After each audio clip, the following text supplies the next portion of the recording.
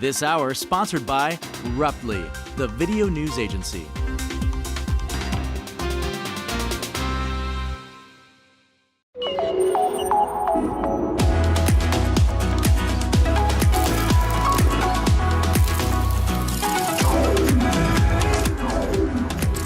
This is NAB Show Live. All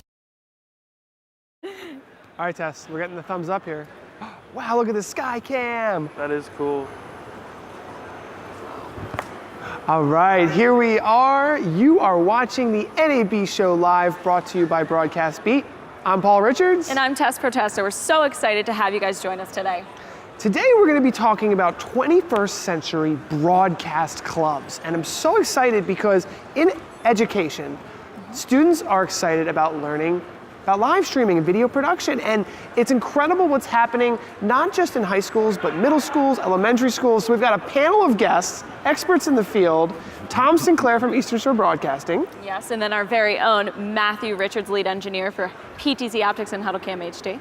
And we have Chad Burton from the Palmetto Tigers, who has a very interesting story about how their club, their broadcast club, the Tiger Vision, has started live streaming sports and getting thousands of views on their productions. So we want to start off by telling us a little bit about what's happening in education. And Tom, I'd like to start with you. I know you've been working with actually elementary school students who are incredibly excited to get their hands on live streaming technology. What's it like in elementary school level?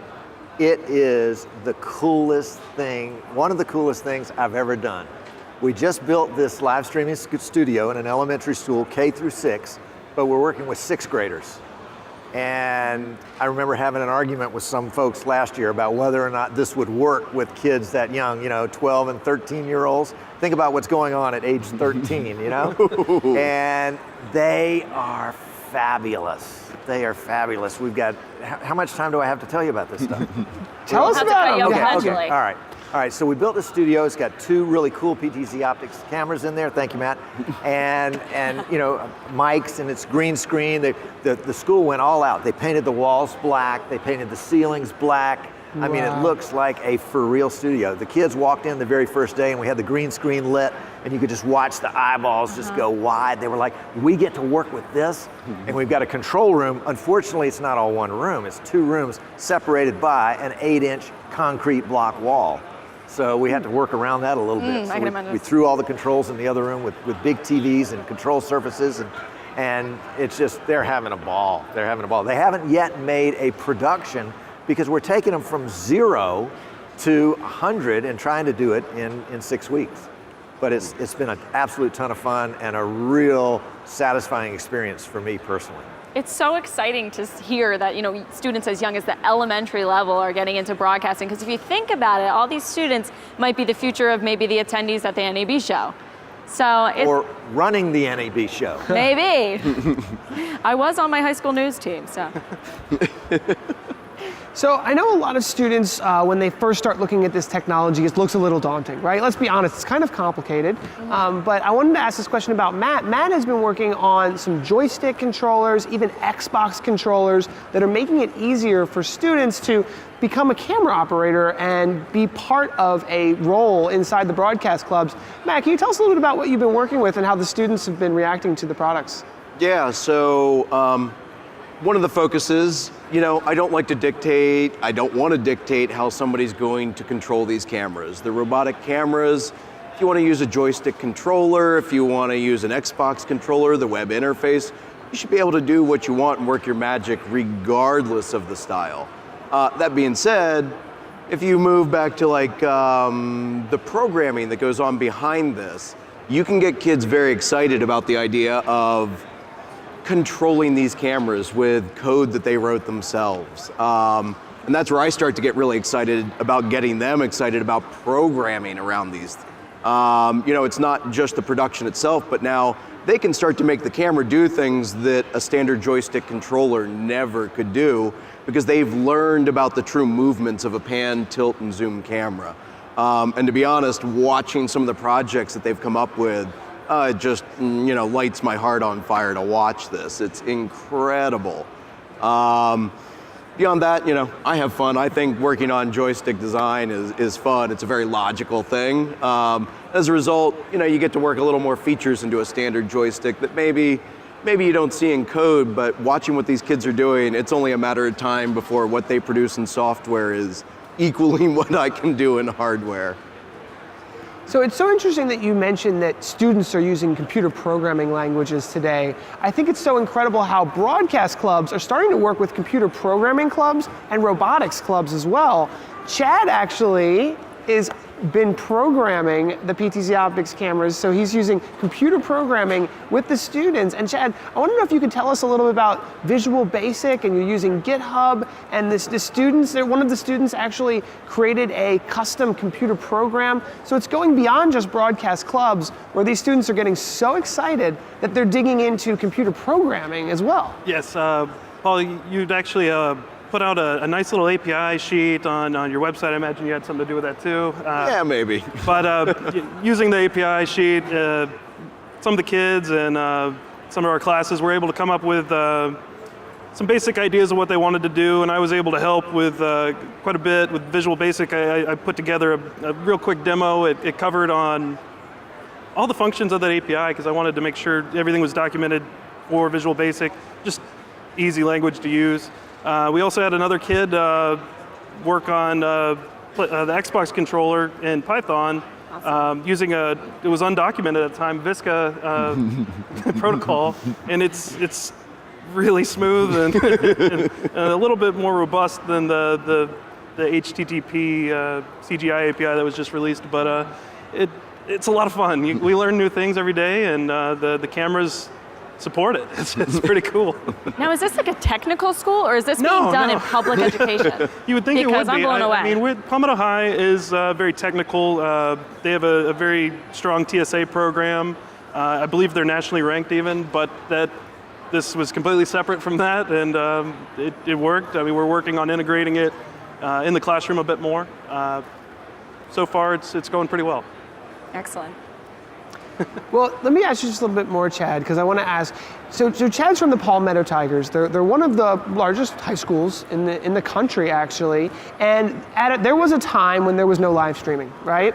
There was no live streaming of the sports games. There was no live streaming of the events. I don't know if there was a morning announcements as well. Not doing that. And Chad worked with Jordan and a few other people on the team I've worked with and talked to, and helped put together a program. And I wanted to ask you, what's happening with the students? I know the families are now getting more involved, able to watch the streams, and I even heard that some of the student athletes are getting scholarships and actually giving you a call and thanking you for helping them get into college. We get a lot of parents will come by after one of the football games or a baseball game, and they'll tell us, thank you, or I was deployed overseas, I couldn't watch my kid, but thanks to our stream.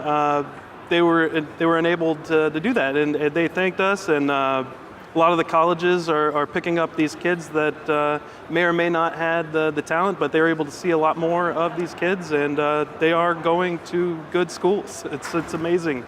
It's very satisfying for us. I mean, we're not directly with the school; we're a separate entity. So for us to be able to do that is huge. We're all volunteers. We use students for the cameras and teach them quite a bit about live streaming. It started 7 years ago. We were just replacing the legacy AM broadcast, and it just kept snowballing into a production trailer, and a lot of Friday nights. It's a lot of fun. I can imagine. I'd love to start talking about a little bit of the equipment that's being used in these schools that are broadcasting. Is it more traditional hardware switchers? Is there an implementation of software happening? I think you each could touch on that. We'll start with you, Tom. Well, if I'm involved, there's going to be software.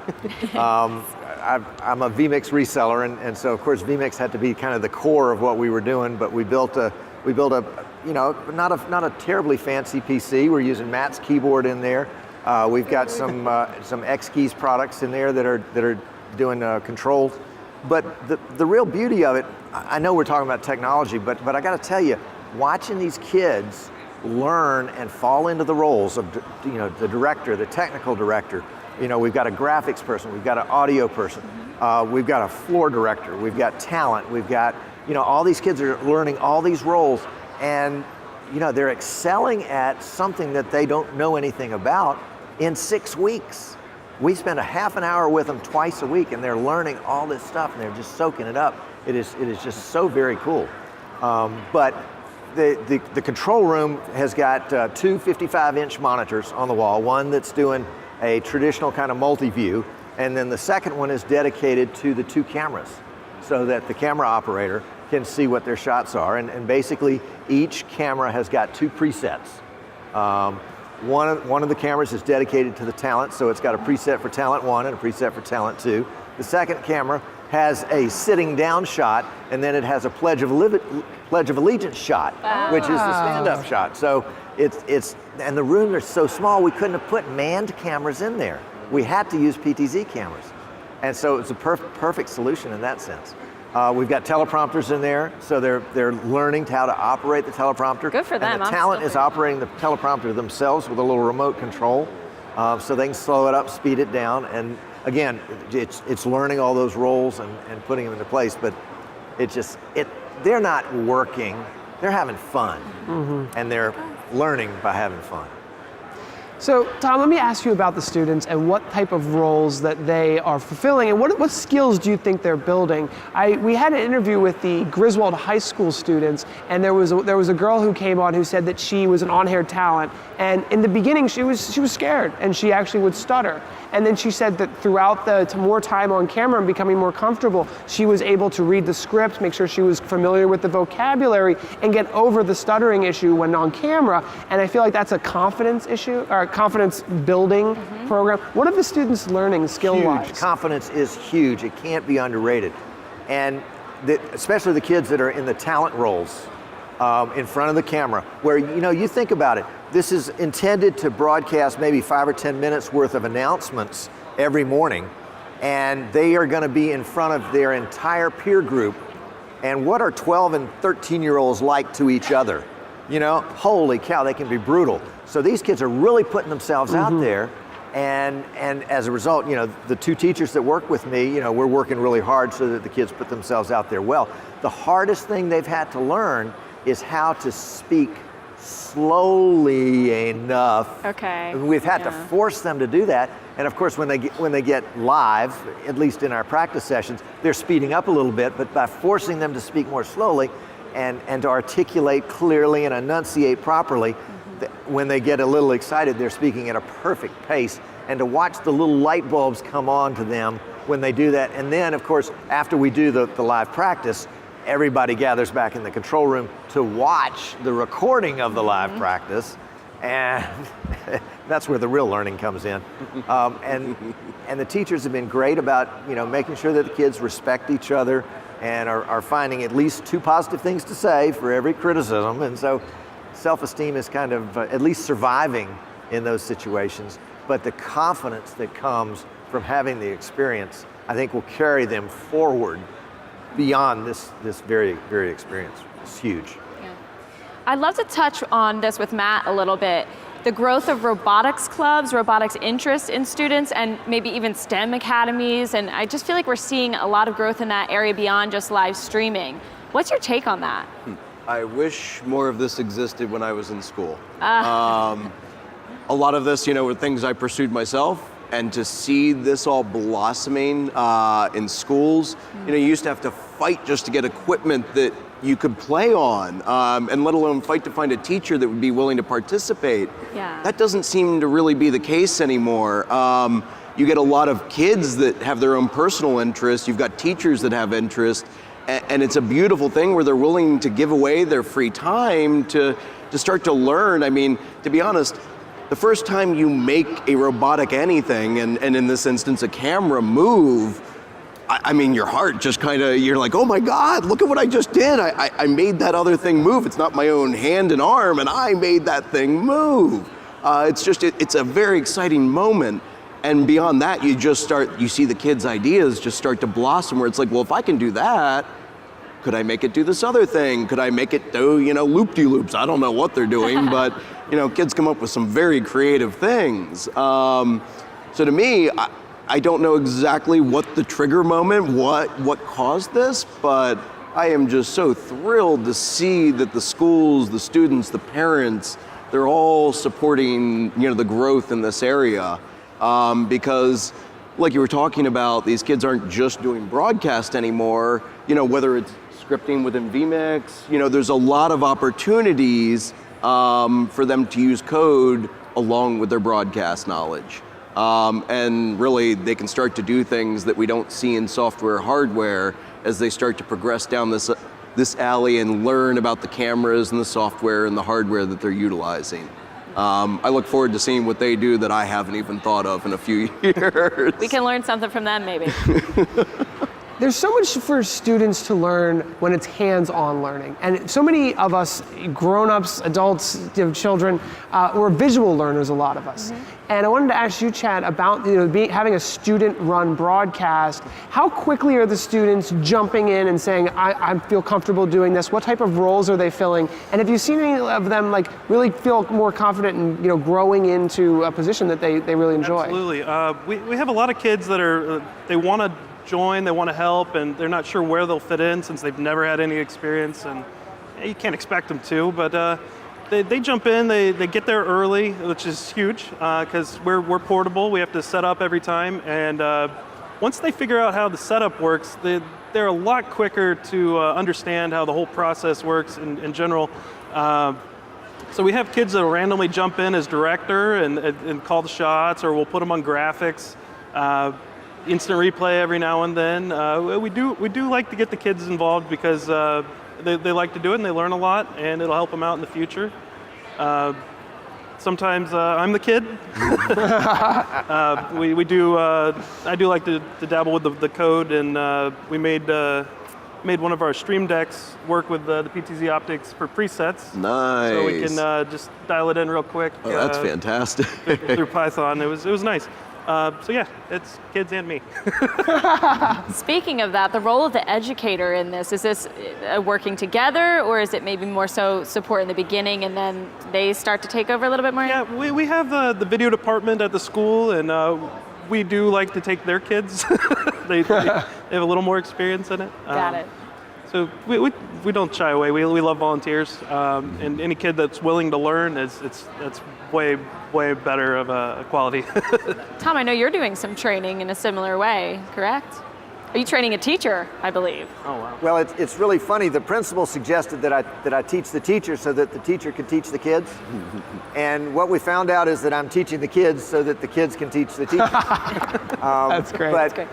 The teachers have been really good sports about it. One of them has a PhD, the other's got a master's. These are very bright, articulate, very caring individuals, and they recognize what's going on. They get it, that it's going to take them a while to absorb some of the technology part, but that their job is there to kind of facilitate the kids learning.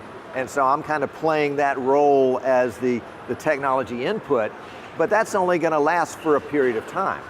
And once we kind of come to the end of that, then the teachers are going to take over the technology part.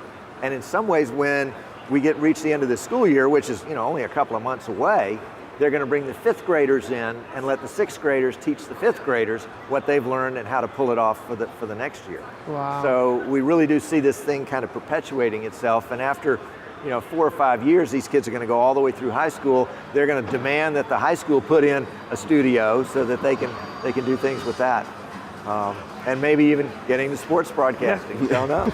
Yeah. Yeah, I love how there's sports broadcasting, there's school announcements, and there's so many roles, whether it's scripting, on-screen talent, there's so much there. I'd like to ask each of you if there's something, whether it's a product or a software or a technology or an IP standard, anything, that's made things easier for schools, whether it's making it more affordable for them or making it easier for the students to click into this technology. Maybe Chad, we can start with you. Is there something that maybe didn't exist 3 or 4 years ago? NDI, real quick. I knew that was going to Man, you stole it from me. Very happy for NDI. We've gone the route of SDI, and we like it. We're not opposed, but NDI definitely made our processes so much quicker for setup. That's an easy one. I'll take it. How about you, Matt? Fine. If he took yours, you can just I explain. definitely took his. Yeah, that's fine. You know, it was just one of those things I worked on for a little while. Appreciate it. But I'm glad to hear that it's actually, you know, it's one of those things I envision it making people's lives easier. Definitely. I don't know if it's actually making people's lives easier, so it's really nice to hear that it's doing what, you know, I'd hoped when we put it in the camera and what I think New Tech had hoped, yes. that it's simplifying life. Setup times went from 3 hours to, I think we did a 30-minute setup the other day. I mean, it's Wow. huge. Wow, And it's reliable. that is huge. Yeah, you stole it out Thank from you. under me, but you know, hey, that's fine. It's crazy to see the application. I think maybe a new product that we released recently is going to add to this. So we just released a product called the wireless cable. The product is utilizing a very high-powered wireless access points dedicated for any TCP equipment. So you throw a camera on it 400 meters away, whether it's through block walls, glass, metal. You can really do a mobile setup. You don't need dedicated inputs in rooms, even no network connections. So the ability to kind of set up these studios on the fly or move things around, I think it's going to add a whole new layer of flexibility. And when you combine it with something like NDI, now you've got this beautiful, almost, I hate to use the words, but plug-and-play-esque solution. How about you, Tom? What are you thinking? I'm thinking that the technology that we're employing at the school was for a particular purpose. They wanted to give the kids the opportunity to do this 5-minute announcement. But what they're going to find is that now that technology is in there, and now that the rascals know how to operate it, they're going to find other uses for it. So the principal is going to be able to repurpose that studio for something that she wants. Professional education, professional development for teachers, Training. they may take over that studio to make a broadcast to all the other teachers in the rest of the county. I think it really can become a hub in a lot of ways for communications out of that school. And when the school district approached me about building the studio to begin with, they did say, you know, we want this to be a prototype. We're gonna use the excuse of getting the announcements in there, but we really want to get it into every other aspect.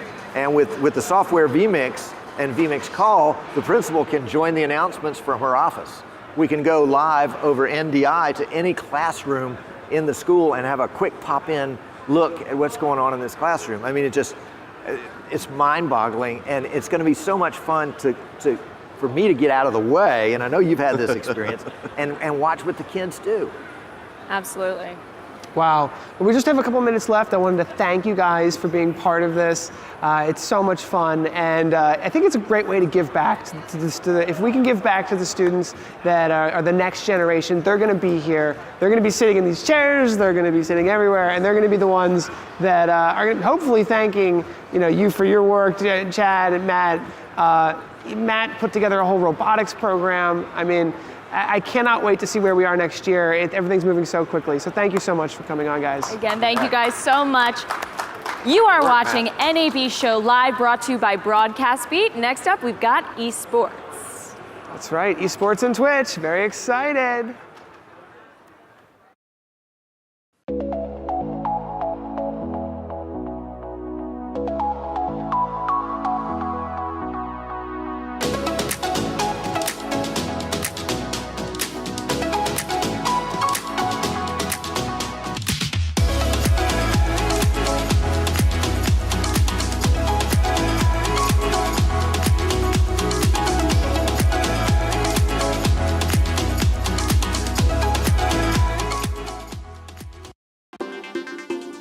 This hour sponsored by Roughly, the video news agency.